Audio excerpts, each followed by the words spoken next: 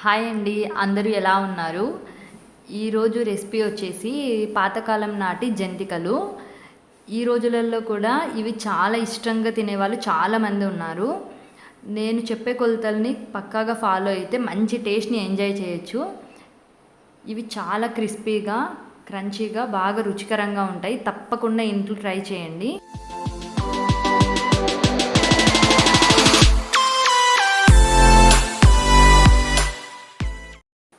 ఇప్పుడు తయారీ విధానం. దీనికి కావాల్సిన ఇంగ్రీడియంట్స్: 2 కప్స్ బియ్యం పిండి, ఇది పొడి బియ్యం పిండి అండి. తర్వాత 1/2 కప్ శనగపిండి, దీని ప్లేస్లో మనం పుట్నాల పప్పు కూడా యూజ్ చేయొచ్చు. 1 టీ స్పూన్ జీలకర్ర, 1 టీ స్పూన్ వాము, 1/2 టేబుల్ స్పూన్ పసుపు, రుచికి సరిపడినంత సాల్ట్, 1 టేబుల్ స్పూన్ కారం. ముందుగా స్టవ్ వెలిగించుకొని ఒక గిన్నె పెట్టుకోవాలి. తర్వాత 1.5 గ్లాస్ వాటర్ని హీట్ చేసుకోవాలి. ఈ హాట్ వాటర్ అనేది పిండిని కలుపుకోవడానికి. ఈ హాట్ వాటర్ వేయడం వలన పిండి సాఫ్ట్గా అవుతుంది, మురుకులు బాగా రుచిగా వస్తాయి. ఇప్పుడు ఇంకొక ప్యాన్ పెట్టుకొని దాంట్లో బియ్యం పిండిని యాడ్ చేసుకోవాలి. ఈ బియ్యం పిండిని లైట్గా కొంచెం వేయించుకోవాలి. ఈ విధంగా వేయించుకోవడం వల్ల పిండికి ఉన్న పచ్చి వాసన పోతుంది, అలాగే క్రిస్పీగా వస్తాయి. జంతికలు అనేవి బాగా క్రిస్పీగా వస్తాయి. ఇలా కొద్ది కొద్దిగా 2 మినిట్స్ వేయించుకోవాలి. ఈ విధంగా వేయించుకోవడం వల్ల మంచి టేస్ట్ వస్తుంది. తర్వాత ఇది వేరే బౌల్లోకి తీసుకొని అదే ప్యాన్లో శనగపిండి వేసి వేయించుకుంటున్నాను. దీనికి ఉన్న పచ్చివాసన పోయేదాకా దీన్ని కూడా నిదానంగా వేయించుకోవాలి. ఈ విధంగా వేయించుకున్న తర్వాత ముందుగా బియ్యం పిండి తీసుకున్న గిన్నెలోకి ఈ శనగపిండిని కూడా యాడ్ చేసుకుందాం. ఈ మిశ్రమంలో ఒక గరిట ఆయిల్ని యూజ్ చేస్తున్నాను.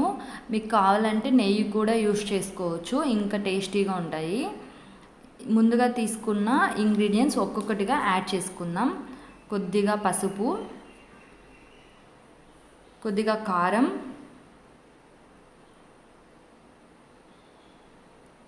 రుచికి సరిపడినంత సాల్ట్, కొద్దిగా జీలకర్ర మరియు వామ్, 1/2 కప్ నువ్వులు. ఈ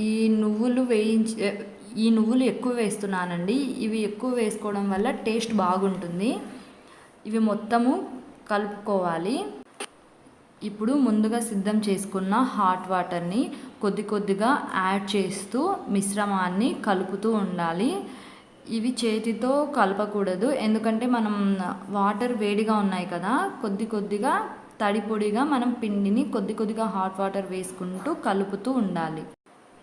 ఇలా కలుపుకున్న మిశ్రమాన్ని చేత్తో ఒకసారి ప్రెస్ చేసుకొని మూత పెట్టి 5 నిమిషాలు పిండిని పక్కన పెట్టుకోవాలి.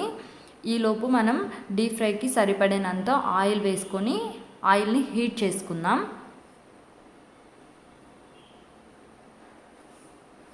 ఇప్పుడు 5 మినిట్స్ తర్వాత మనం ప్లేట్ తీసి ఈ పిండి కన్సిస్టెన్సీని చేతికి ఆయిల్ అప్లై చేసుకొని చపాతీ పిండి కలుపుకున్నట్టుగా మెత్తగా సాఫ్ట్గా కలుపుకోవాలి. ఈ కన్సిస్టెన్సీలో మీకు పిండి కొంచెం తడిగా అనిపిస్తే, అంటే జోరుగా అనిపిస్తే కొంచెం బియ్యం పిండి యాడ్ చేసుకోవచ్చు.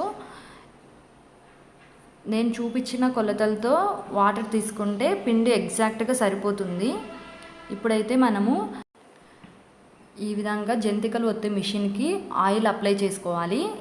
ఈ విధంగా ఆయిల్ అప్లై చేసుకోవడం వల్ల మనం ఈజీగా జంతికలు ప్రిపేర్ చేసుకోవచ్చు.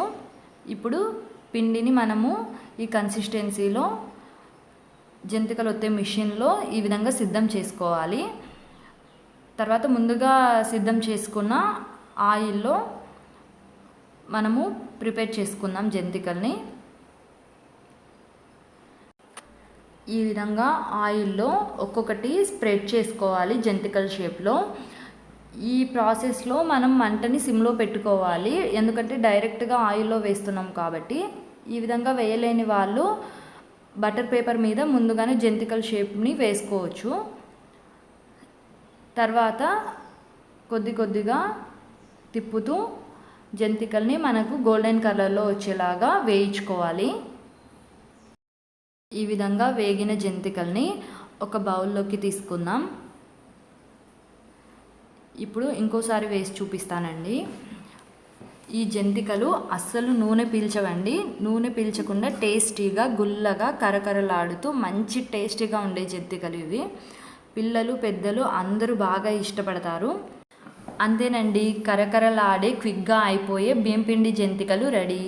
ఈ వీడియో మీకు నచ్చినట్లయితే లైక్ చేయండి, షేర్ చేయండి, సబ్స్క్రైబ్ చేసి పక్కనున్న బెల్ ఐకాన్ని క్లిక్ చేయండి.